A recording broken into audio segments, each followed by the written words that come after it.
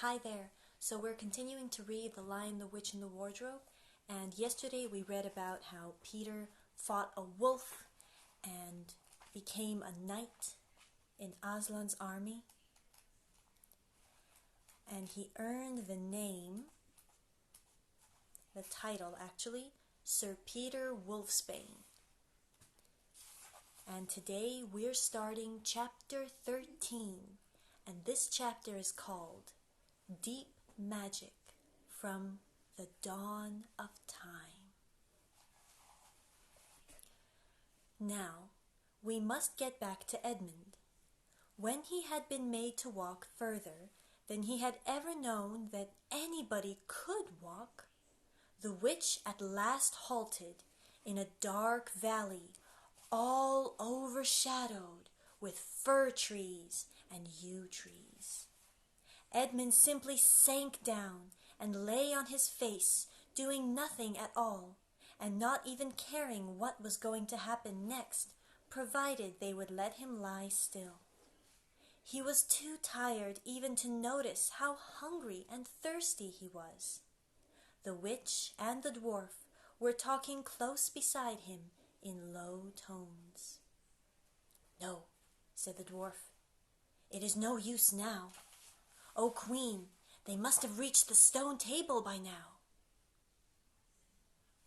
"Perhaps the wolf will smell us out and bring us news," said the witch. "It cannot be good news if he does," said the dwarf. "4 thrones in Cair Paravel," said the witch. "How, if only 3 are filled? That would not fulfill the prophecy." "What difference would that make now that he is here?" said the dwarf. He did not dare, even now, to mention the name of Aslan to his mistress. "He may not stay long, and then we would fall upon the 3 at Cair." "Yet it might be better," said the dwarf, "to keep this one." Here he kicked Edmund. "For bargaining with." "Yes, and have him rescued," said the queen, scornfully. "Then," said the dwarf, "we'd better do what we have to do at once." "I would have liked to do it at the stone table itself," said the witch. "That is the proper place. That is where it has always been done before." "It will be a long time now before the stone table can again be put to its proper use," said the dwarf. "True," said the witch. And then, "Well, I will begin." At that moment, with a rush and a snarl, a wolf rushed up to them. "I have seen them! They are all at the stone table, with him. They have killed my captain, Mulgrim. I was hidden in the thickets and saw it all. One of the sons of Adam killed him. Fly, fly!" "No," said the witch. "There will be no need for flying. Go quickly. Summon all our people to meet me here as speedily as they can. Call out the giants and the werewolves and the spirits of those trees who are on our side. Call the gowls and the bogles, the ogres and the minotaurs. Call the cruels, the hags, the specters, and the people of the toadstools. We will fight. What? Have I not still my wand? Will not their ranks turn into stone even as they come on? Be off quickly. I have a little thing to finish here while you are away." The great brute bowed his head, turned, and galloped away. "Now," said she, "we have no table. Let me see. We had better put it against the trunk of a tree." Edmund found himself being roughly forced to his feet. Then the dwarf set him with his back against a tree and bound him fast. He saw the witch take off her outer mantle. Her arms were bare underneath it and terribly white. Because they were so very white, he could see them, but he could not see much else.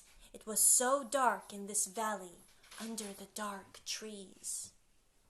"Prepare the victim," said the witch, and the dwarf undid Edmund's collar and folded back his shirt at the neck.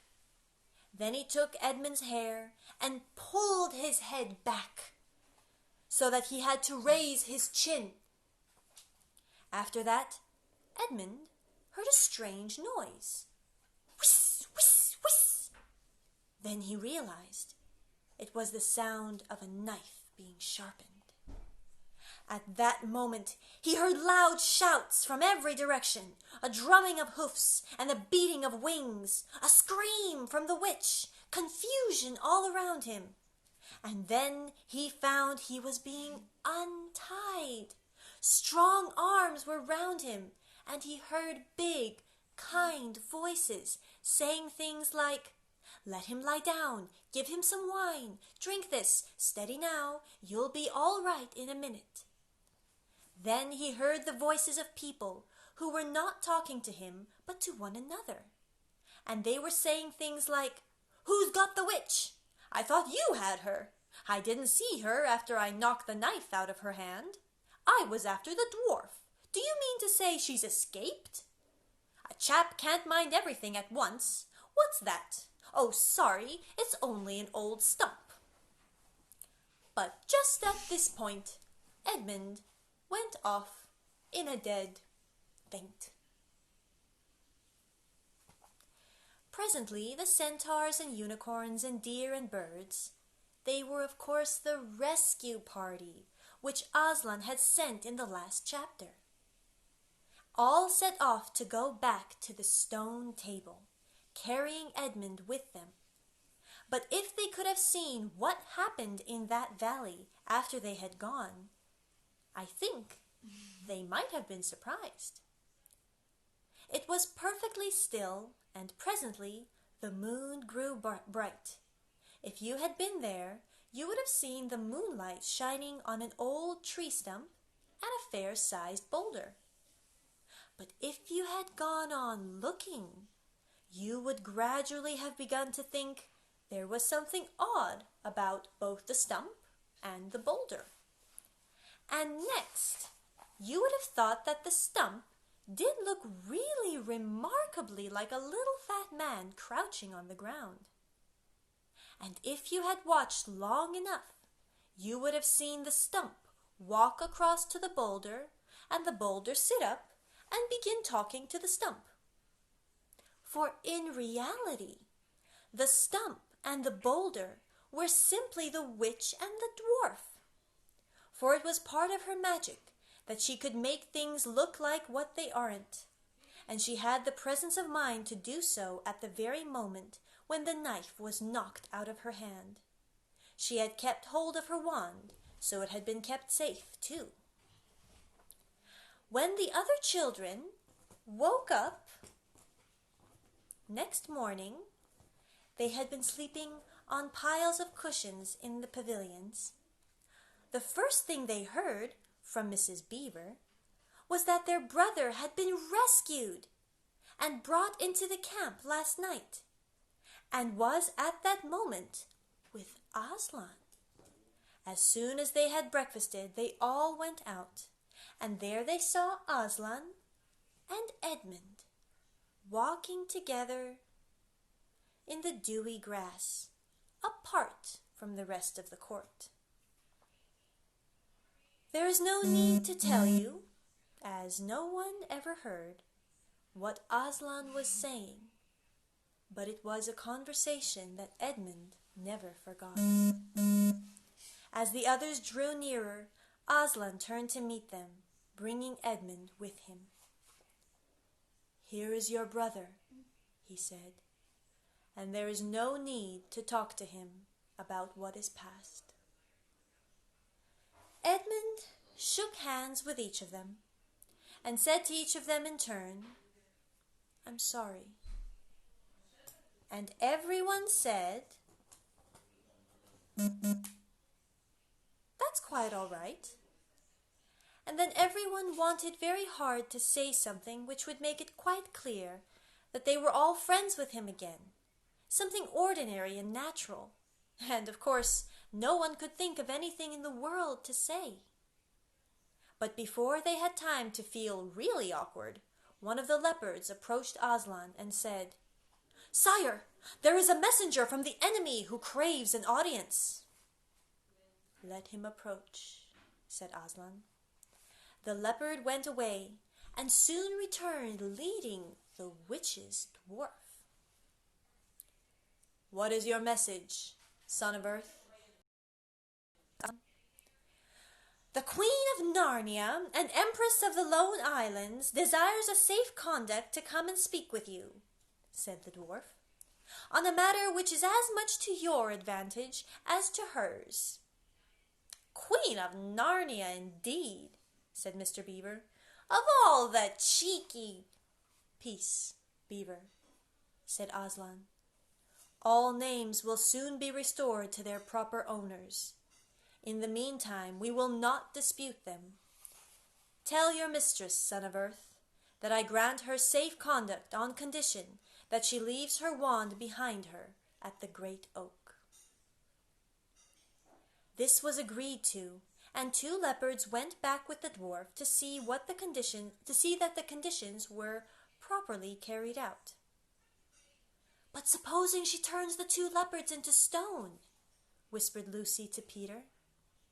I think the same idea had occurred to the leopards themselves. At any rate, as they walked off, their fur was all standing up on their backs, and their tails were bristling, like a cat when it sees a strange dog. "It will be all right," whispered Peter in reply. He wouldn't send them if it weren't. A few minutes later, the witch herself walked out onto the top of the hill and came straight across and stood before Aslan. The three children, who had not seen her before, felt shudders run down their backs at the sight of her face, and there were low growls among the animals present. Though it was bright sunshine, everyone felt suddenly cold. The only two people present who seemed to be quite at their ease were Aslan and the witch herself. It was the oddest thing to see those two faces, the golden face and the dead white face, so close together. Not that the witch looked Aslan exactly in the eyes. Mrs. Beaver particularly noticed this.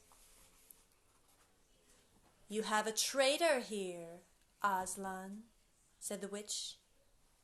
Of course, everyone present knew that she meant Edmund.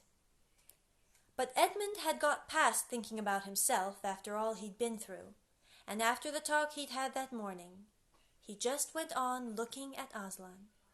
It didn't seem to matter what the witch said. "Well," said Aslan, "his offense was not against you." "Have you forgotten the deep magic?" asked the witch. "Let us say I have forgotten it," answered Aslan gravely. "Tell us of this deep magic." "Tell you?"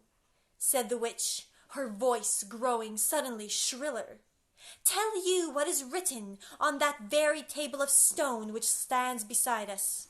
Tell you what is written in letters deep as a scar is long on the firestones of the secret hill. Tell you what is engraved on the scepter of the emperor beyond the sea. You at least know the magic which the emperor put into Narnia. At the very beginning, you know that every traitor belongs to me as my lawful prey, and that for every treachery I have a right to a kill." "Oh," said Mr. Beaver, "so that's how you came to imagine yourself a queen, because you were the emperor's hangman. I see." "Peace, Beaver," said Aslan, with a very low growl. "And so," continued the witch, "that human creature is mine. His life is forfeit to me. His blood is my property." "Come and take it then," said the bull, with a man's head in a great bellowing voice. "Fool," said the witch with a savage smile that was almost a snarl. "Do you really think that your master can rob me of my rights by mere force?